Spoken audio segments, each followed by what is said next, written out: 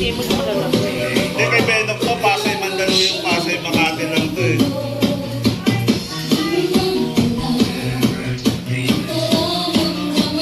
Kanina ng umaga malakas ako. Ay, matuma lang ano. Yung prato ko. 6 to 10. Bukas ako ng lalo. Tapos biglang lumakas. Kinancel ko na yung lalo. Tuloy-tuloy. Kasi bawat drop ko. Pag drop